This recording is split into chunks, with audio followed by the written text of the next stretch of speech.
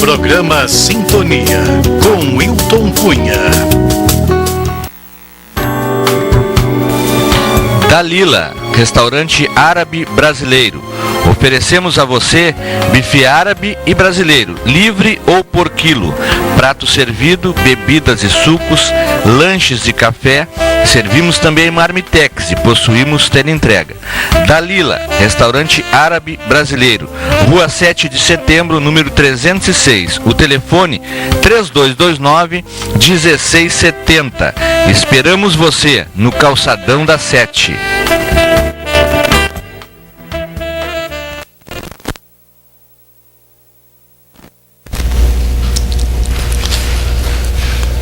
O programa Sintonia está começando. São tantos os problemas acontecendo hoje em nosso país que, se quisermos, só faremos entrevistas sobre notícias ruins.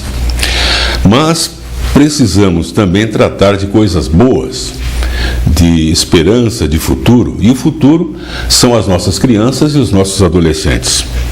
Agora, para garantir que o futuro deles seja melhor, é preciso também que se melhore a educação. E é aí que se inclui o amor à literatura. Para falar sobre este amor aos livros, nossa convidada de hoje é uma pessoa que faz da literatura a sua paixão. Boa tarde, professora Cristina Maria Rosa. Prazer em recebê-la hoje aqui no Sintonia. Boa tarde. Professora, já de saída eu lhe pergunto o seguinte: a senhora é professora da Faculdade de Educação da Universidade Federal de Pelotas, também tutora do projeto PET Educação, que é vinculado ao curso de pedagogia, né, se não me engano? Sim. E agora, entre as atividades, vocês desenvolvem o grupo de estudos em leitura literária e também a leitura literária na escola, né? Verdade. Agora, para quem não está acostumado com este termo, professora, eu gostaria que a senhora explicasse o que é a leitura literária e também se é diferente de contar história. Como é que funciona? Muito bem. Bom, sim, com certeza a leitura literária é diferente da leitura que nós fazemos do jornal, por exemplo, de uma revista, de um panfleto que nos entregam nas ruas, né? Porque ela pressupõe um vínculo profundo com a autoria, com os livros, com a linguagem que é literária. Então, por exemplo, poemas, narrativas, contos, romances integram o rol de textos que se vincula ao que nós chamamos de leitura literária. Essa leitura, ela pode ser ofertada para todo mundo, desde bebê. A mãe, o pai, a avó, a tia, a cuidadora na escola, a professora na escola, pode ofertar esse tipo de leitura para as crianças. Aliás, essa é a leitura mais adequada, porque uma criança bem pequena que ainda não sabe ler, ela pode ouvir. Ela pode aprender rimas, ela pode aprender palavras, mesmo que ela ainda não as fale, ela pode conhecer essas palavras, ela pode conhecer narrativas, através dessa leitura que um adulto, nós chamamos esse adulto de mediador, que esse adulto pode, no meu entendimento, deve fazer para inserir as crianças no mundo da leitura, no mundo dos significados que a leitura tem em nossas vidas. Nós adultos somos leitores em diferentes graus. Como foi que começou a nossa história de leitores? Cada um de nós tem uma história muito particular. Então, a leitura literária é a leitura que abre as inúmeras possibilidades do ser humano significar, atribuir significado ao que ele ouve, ao que ele lê, ao que ele observa, ao que leem para ele. Por isso que eu digo que uma criança bem pequena pode ser apresentada ao universo da leitura literária. E ela se diferencia. O objetivo da leitura literária, primeiro, primordial, é o prazer em ler. É o prazer em conhecer aquilo que está dentro de uma obra. Desperta na criança este interesse. Sim, o objetivo da leitura literária. Um romancista escreve um romance para nos informar de alguma coisa? Obviamente que não. Um poeta escreve um poema, compõe um poema com qual objetivo? Então, ele vai dividir conosco, o leitor, o escritor vai dividir conosco, o leitor, os seus entendimentos da vida, os seus pensamentos a respeito da vida, do ser humano, das questões que nos movem. Essa é a leitura literária. Então, a leitura literária, ela é um convívio intenso com o prazer de ler, é isso que é o literário, com uma linguagem que se difere das outras linguagens que nós utilizamos para nos comunicar. Então, nós não estamos lendo uma notícia, como, por exemplo, um jornal, né, que é um dos textos mais comuns que circulam, que as pessoas compreendem o que significa, né? Mas nós estamos lendo por prazer, por gostar, por querer, por se emocionar. A leitura literária, ela desencadeia em cada leitor, um grupo de emoções que são únicas, particulares. E é isso que a leitura literária tem de especial. É isso que a configura como tal. Agora, obedece também uma técnica, não é isso? Sim, para ensinar alguém, sim. Existem várias maneiras de ensinar alguém a gostar de ler, porque o ser humano, ele não nasce com esse atributo como geneticamente organizado. A leitura, gostar de ler, não é um atributo genético. Nós precisamos ensinar os pequenos da nossa espécie, né? Os infantes da nossa espécie, nós, seres humanos, a gostar de ler. Então, há todo um processo. Os meus estudos indicam que quanto mais cedo uma criança pequena for apresentada à leitura, mais chances, mais oportunidades ela terá de gostar de ler. E claro, quanto mais aprimorada essa técnica, né, essas metodologias, mais resultados nós teremos na colheita do que plantamos. Se nós plantarmos, né, nós colheremos dependendo daquilo tudo que nós fizemos para que aquela planta nasça com vigor. Então, o tanto de adubo, o tanto de água, o tanto de cuidados que nós vamos ofertar. Com uma criança pequena e com a leitura é exatamente a mesma coisa. É interessante também que a leitura literária, ela vai despertar na criança que não sabe ler, como a senhora falou há pouco, todo o imaginário, né? Com certeza. Né? Esse é o segredo. Exato. Esse é o segredo. Uma criança pequena, ela não precisa necessariamente estar defrontada à imagem no livro. As palavras, ela cria, exato. Né? As palavras são repletas de significado. Então elas produzem em quem está ouvindo ou em quem está lendo um grupo de imagens bem particular. E essa é uma das qualidades do literário das obras que nós temos. Agora, professora, como se escolhe um livro infantil para que ele desperte o interesse na criança? Sim. Todas as crianças pequenas, elas são apresentadas também nas suas próprias famílias as narrativas pessoais. Que família que ela nasceu, quem é a avó, quem é o avô, quem são os seus irmãozinhos, sobrinhos, primos, a quem ela pertence. Né? Então, nós todos, humanos, já nascemos num processo de pertencimento. Nós não somos únicos. Nós somos filhos de alguém, netos de alguém, bisnetos. Essa estrutura, a estrutura narrativa, de onde viemos, né? E que talvez um dia seremos bisavós, essa estrutura ela nos é dada. Pela nossa espécie, nós pertencemos. Então é uma estrutura muito peculiar, mas de muito conhecimento da criança pequena. E é por isso que as crianças bem pequenas reconhecem essa estrutura, início, meio e fim, que os contos, que as histórias curtas possuem. Era uma vez, depois o auge da história e o epílogo final da história. Essa estrutura é bem interessante. É bem comum nos contos infantis e ela é muito de conhecimento das crianças. Então, elas reconhecem a estrutura. Por isso, os livros de contos, né, os contos, são boas sugestões. Como se escolhe um livro? Nós também podemos utilizar outros critérios para escolher um livro, né? Especialmente a faixa etária das crianças, né? Existem livros escritos no Brasil por escritores incríveis que levam muito em consideração o tema que agrada aos pequenos, né? A repetição de palavras ou a contradição de palavras, e que sonoramente as crianças têm um link, um vínculo imediato.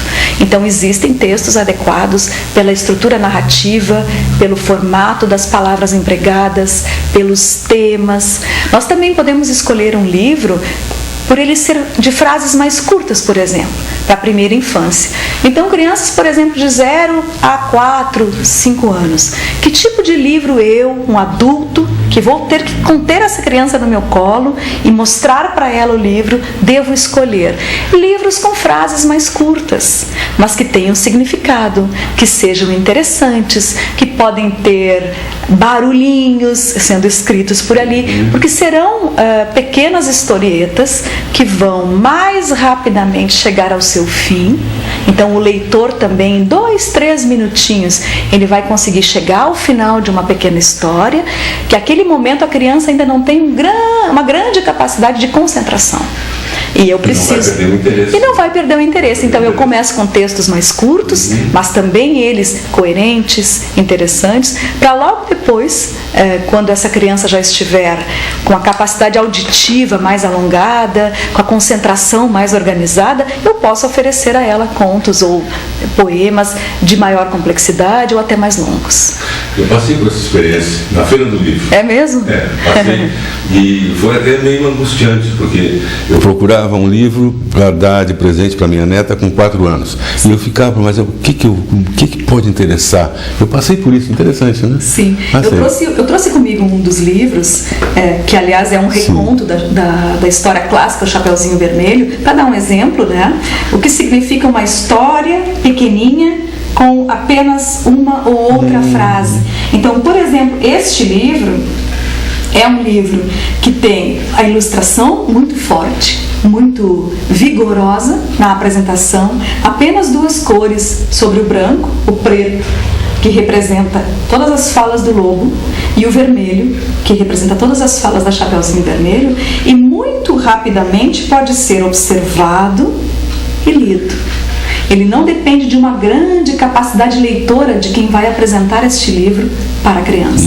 Então, é um livro adequado porque ele é facilmente manipulável. Diante de um bebê que possa estar no meu colo, eu consigo segurar o bebê, segurar o livro ao mesmo tempo, folhear e mostrar ao bebê elementos desse livro. Então, ele é adequado por isso. E não demanda do leitor uma grande capacidade leitora, um fôlego leitor, ou até da criança uma grande capacidade de concentração. Que idade poderia ser apresentada? Desde pequenininho, quando a criança ficar no colo do adulto, 5, 6 meses, a criança pode ser defrontada com a obra literária. Eu já posso colocar um livro na frente dela. A criança não necessariamente precisa compreender todos os sentidos desta obra, mas ela vai estar compreendendo que ela está no colo de alguém, diante de um livro, que o livro é folheado da direita para a esquerda, que há um adulto que conhece a trama desta obra e está indicando para esse bebê que essa é uma prática de nós, da nossa espécie, dos adultos com os seus bebês no colo. Então, isso também é um aprendizado do mundo, ou eu chamo isso de o universo da leitura, porque não estragar o livro, cuidar dele, mantê-lo para a próxima leitura, ou ao abri-lo novamente daqui um dia, 2, uma semana, eu encontrar nele o mesmo texto, é uma informação, são informações, todas essas são informações muito importantes para inserir um bebê, uma criança pequena, no mundo da leitura. Então ela sabe que se ela guardar e preservar, o livro estará novamente íntegro quando ela for abrir novamente. As frases que foram lidas, isso é muito importante. Todo leitor que apresenta um livro para uma criança, ele precisa ler exatamente o que está no livro, porque a criança precisa desta permanência para compreender o sentido da linguagem. Embora não esteja entendendo, quem sabe às vezes no momento. Eu não consigo. Quando bebê é tão pequeno, eu não consigo ainda dimensionar quanto ele entendeu. O entendimento dele, exato, né?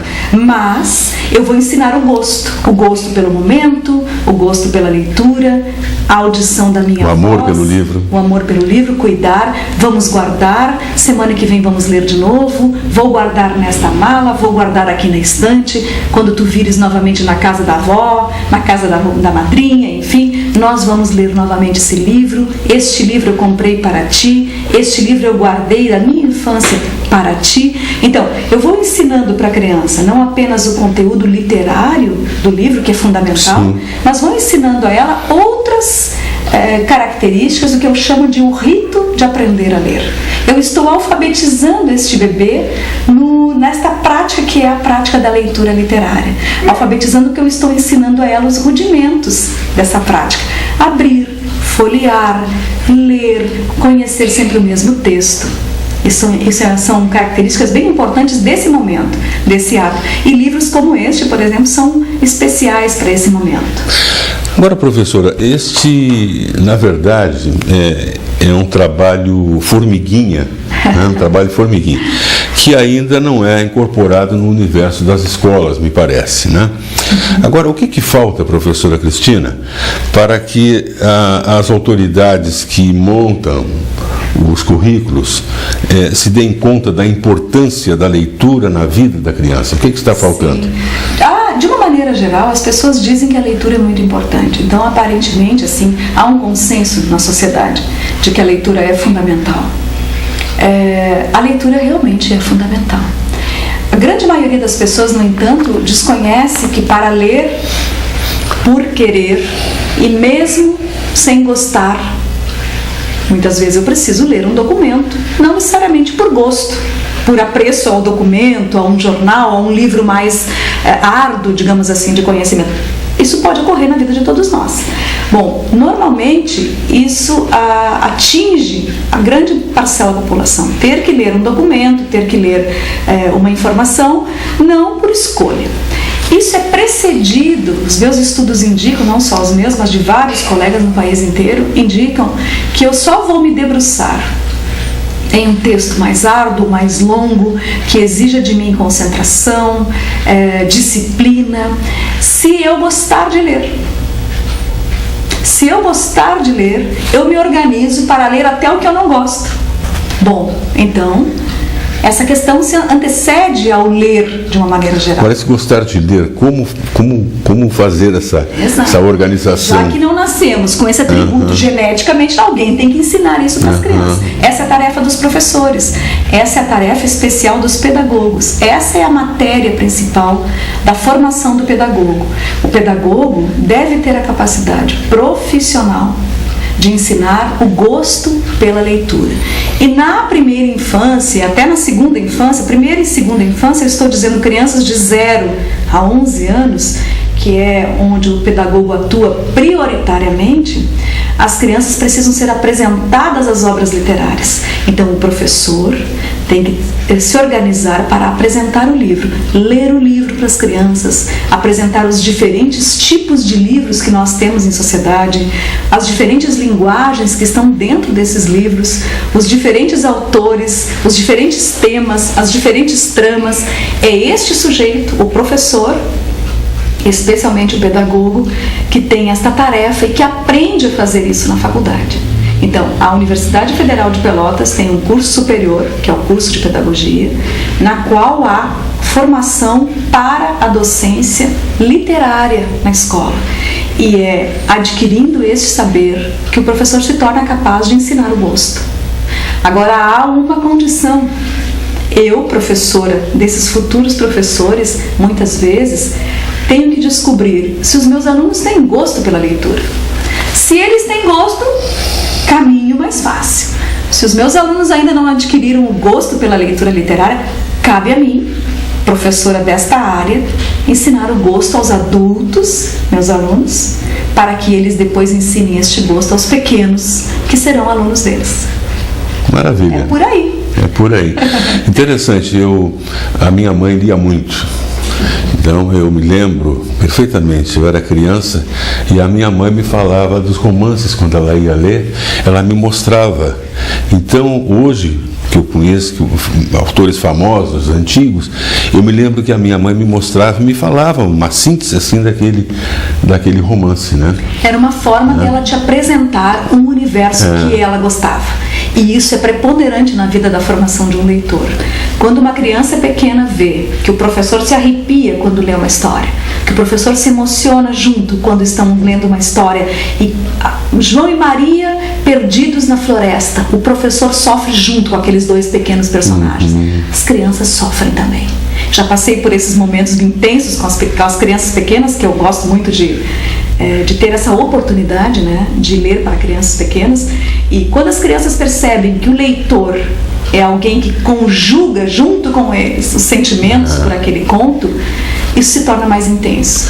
E essa admiração começa a nascer e a crescer e a se avolumar nesses atos de leitura. Interessante. Eu lembro que, uma ocasião, minha mãe me falou de um romance, O Velho e o Mar. Sim. Que eu, adulto, depois acabei lendo o livro e vendo o filme, um clássico. Sim. Não sei se conhece, Sim, O Velho e o Mar. Eu não lembro agora o autor, não lembro, esqueci. E me lembro que ela falava e realmente eu criava a luta do velho contra o peixe grande, pescando. Então, interessante, né? Que coisa linda. Tudo isso passei por tudo isso, me lembro disso. Essas impressões de infância que eu estava mencionando no início, né? Todos nós temos uma história de leitura. Né?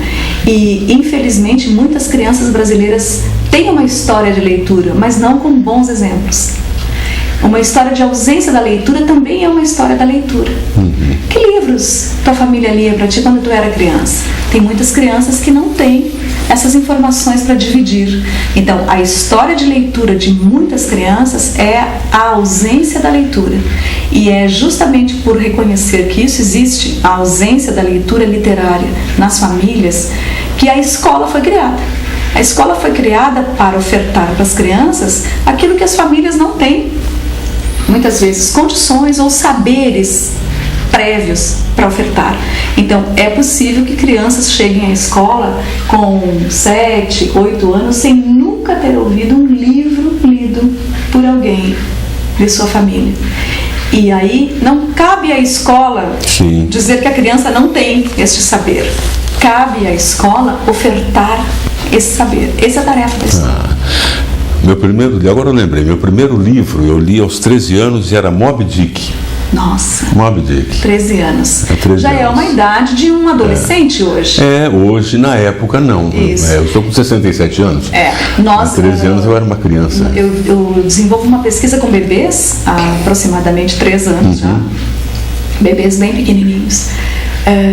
Mostrando para as mães desses bebês, através de práticas registradas, né, que ao bebê pode ser ofertada a leitura literária bem cedo, logo que eles fiquem sentados no colo, que eu consiga sustentá-los sem muito perigo que eles caiam, porque o bebê fica ereto com 5 meses, 4 meses e meio, 5 meses. Nessa idade, a partir dessa idade, eu posso ofertar a ele o livro. E eu tenho evidenciado nessas minhas pesquisas, com vários bebês que eu acompanho aqui na região sul, não só aqui, mas aqui prioritariamente, que os bebês que lhes são apresentados a literatura mais cedo, eles não comem o livro, eles não rasgam o livro, eles cuidam, eles aprendem a folhear. Logo que eles chegam com 8, 9 meses, eles já têm alguns personagens prediletos que eles já indicam com o dedo. Podem não saber ainda descrevê-los, obviamente alguns não falam, mas já escolhem, anunciam quando a gente fala quem está nesta página, é uma fada, o bebê coloca o dedo na fada e assim por diante. Então, se ao bebê é ofertada a literatura, ele vai responder. Professora, nós temos aqui um grande exemplo de uma escola que aceitou trabalhar com a leitura literária, leitura e literatura, né? Sim. Que é a Escola Estadual de Ensino Fundamental Fernando Trepton. É verdade.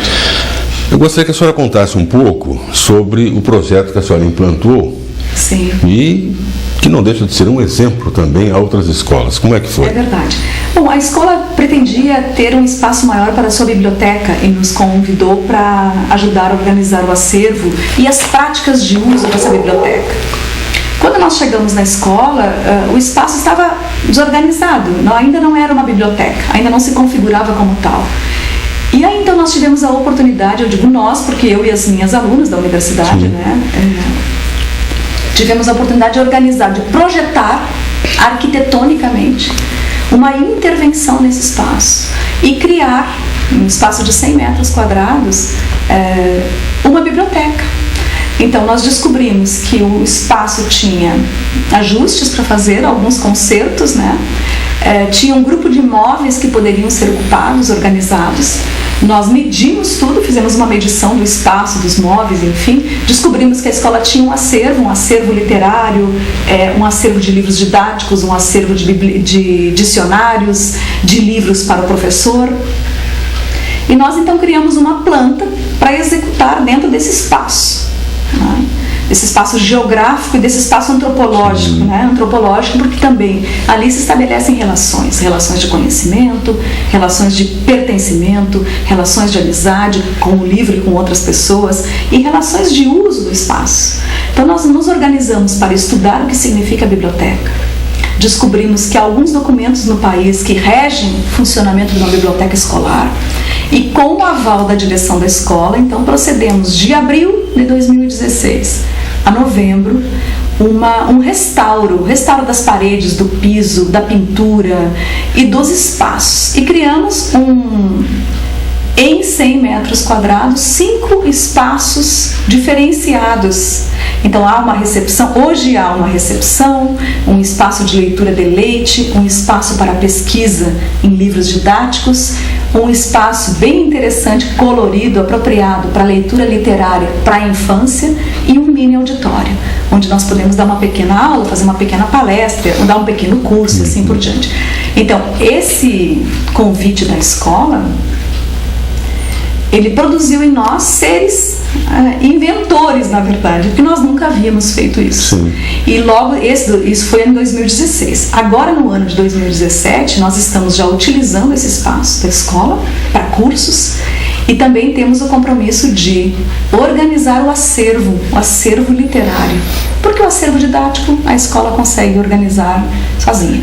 Mas o acervo literário e o uso desse acervo literário, que é os livros de literatura que a escola tem, nós estamos comprometidos no ano de 2017 organizar e criar metodologias de uso para que as crianças, as professoras, os funcionários da escola possam entrar na biblioteca, escolher um livro e repô-lo sozinhos, com autonomia. Que isso que é o forte de uma biblioteca, que ela seja nossa, porque ela é pública, que eu use o livro. Sim. E que eu devolva o livro para que a próxima pessoa possa fazer exatamente a mesma coisa. É interessante que outras escolas também têm um interesse, né, nesse projeto. Sim. Houve procura? Sim. Esse projeto, ele, embora tenha sido desenvolvido lá em 2016, a parte mais estrutural, arquitetônica, sim, enfim, né, ele tem continuidade porque a escola passou a usar a sua própria biblioteca. Sim. Ele pode ser visitado, esse espaço. Existem visitas guiadas. A minha equipe são eu e as minhas alunas, né? Nós trabalhamos com visitas guiadas. Então, nós recebemos diretores de escola, coordenadores de escola, bibliotecários, estudantes de outros cursos que queiram conhecer como foi feita a reforma e o restauro, né? Tudo nós restauramos as cadeiras, as mesas, as paredes, as janelas, as cortinas, o piso e criamos ambientes, né? Então, tudo pode ser conhecido, o processo em si, e também a sociedade de uma maneira geral, a comunidade do bairro e da cidade pode fazer cursos lá. E essas visitas têm que ser agendadas? Como é que faz? Sim, tem que ser agendadas porque é um espaço dentro de uma escola, né? Então nós precisamos combinar com a escola, olha, quinta-feira de manhã terá uma visita guiada da escola tal ou da direção da escola tal. Aí entra em contato, sim, esse agendamento? Entra em contato com a universidade. E a universidade consegue organizar com a escola essa visita guiada. E aí a minha equipe vai até a escola, recebe o visitante, que pode ser 1, 10, enfim, né, até 30 pessoas a gente consegue receber. Já tivemos algumas visitas guiadas, já tivemos alguns cursos em 2017. E a receptividade é maravilhoso. Tem muitas escolas querendo conhecer o processo. E imagino que a universidade tenha uma equipe pronta de mestres de obra. Na verdade, nós não temos. Nós somos amadores, né? Nós empreendemos a nossa força de trabalho lá. com as máquinas que nós tínhamos em casa, um deu a furadeira, outro deu a lixadeira e assim por diante, né? Nós reunimos dinheiro público, nós gastamos aproximadamente R$5.000 na reforma, no restauro dessa biblioteca, com doações de colegas, de amigos, de ex-alunos da escola, de ex-alunos da faculdade de educação, para que pudesse ser adquirido aqueles bens que não tinha como reformar ou restaurar só com doações, por exemplo, de papel, né? Então, nós precisamos comprar parquet para colocar no piso que estava faltando. Tem que comprar parquet. Então, durante o ano nós fomos fazendo compras através de doações, né, financeiras, e conseguimos restaurar o espaço. As pessoas ficam muito curiosas, né, porque já saiu matérias por aí, no jornal, na televisão, enfim, porque realmente ficou incrível assim, a reforma. Não existe nenhuma em Pelotas e nem na região sul que eu conheça, em escolas públicas, que tem uma biblioteca. É uma coisa inédita, então. É inédito. Sim, é um projeto inédito. Professor, estamos no final da nossa entrevista, aliás, sensacional, assunto muito importante. Eu acho que teríamos assunto para mais outra entrevista, né? Bom, professora, finalizando, eu lhe pergunto o seguinte: que conselho a senhora pode dar aos pais, aos avós, professores que estão nos assistindo, para incentivarem as crianças a ler? Bom, o primeiro conselho é ler para eles, ler para as crianças, né? Mesmo que seja esse ato tão singelo que a tua mãe fez contigo, que é te dar uma notícia do romance que ela estava lendo. Talvez ela não tenha lido porque achasse que o romance era para um adulto. Ok, mas ela te inseriu num título que tu nunca mais esqueceste, né? O autor às vezes a gente esquece realmente, mas numa trama, e tu ficaste tão curioso que a chegar à adultez tu foste procurar o livro para ler, para confirmar ou para conhecer o gosto da tua mãe. Isso é muito interessante. Então, pais, avós, padrinhos, madrinhas, em vez de dar guloseimas para as crianças ou brinquedos que as crianças brincam 2 ou 3 dias e depois abandonam, deem um livro. Ele permanece. Mas mais importante que presentear o livro é presentear com a leitura, ou seja, mostrar que eu gosto de ler. Mostrar para a criança que eu preciso me concentrar para ler, que eu preciso de silêncio para ler, que eu preciso estar num lugar confortável para ler. Todos esses pequenos adereços ao ato da leitura são fundamentais para formar um leitor. Claro, de preferência, né, conseguir acessar bons livros. E isso é fácil no Brasil hoje. Não é fácil na questão financeira, realmente não é. Se eu vou demandar toda a minha biblioteca de uma livraria, eu vou gastar.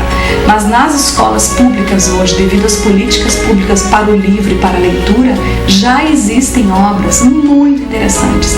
Então, o professor, na minha opinião, deve primeiro, na sua escola, conhecer a biblioteca. Quais as obras disponíveis na minha biblioteca para ofertar para as crianças? Porque ninguém mostra o que não conhece. Tu não vais indicar para nenhum amigo teu um passeio que tu nunca foste. A mesma coisa o livro. Então, se eu conheço o livro, conheço a trama, eu posso apresentá-lo ao pequeno. Agora, se eu nunca li e se eu não conheço a trama, como é que eu vou me encorajar a abrir um livro? Então, o professor tem obrigação de conhecer o livro. É da sua profissão. O pai e a mãe não. O pai e a mãe podem errar mais que o professor, porque eles são amadores. Né? Eles precisam também ser alfabetizados muitas vezes no mundo da literatura. Então, o pai e a mãe que ainda não sabem o que ofertar para o seu filho, peçam ao professor ajuda. O professor que está na escola, que está me ouvindo, não sabe o que ofertar para as crianças, chama a Cristina Rosa lá na Faculdade de Educação, que eu vou te ajudar. Porque nós temos uma equipe que faz isso. Nós temos uma lista de livros e um grupo de procedimentos que ajuda o professor na sala de aula. Professora, chegamos ao final. Eu fiquei muito honrado com a sua presença, com a sua visita. Obrigado por ter aceitado o convite. Obrigada a você. E espero, quem sabe, contar com a senhora em outra oportunidade, para a gente dar continuidade. É importante que se fale sobre a leitura, né? Com certeza. Em especial na criança, né? Muito obrigado. Bom dia, obrigada. Eu conversei com a professora Cristina Maria Rosa. Nós falamos sobre a leitura literária. Este programa tem uma reprise domingo às 22 horas. Na próxima quinta-feira estaremos aqui novamente e com certeza teremos mais um bom encontro. Interessante.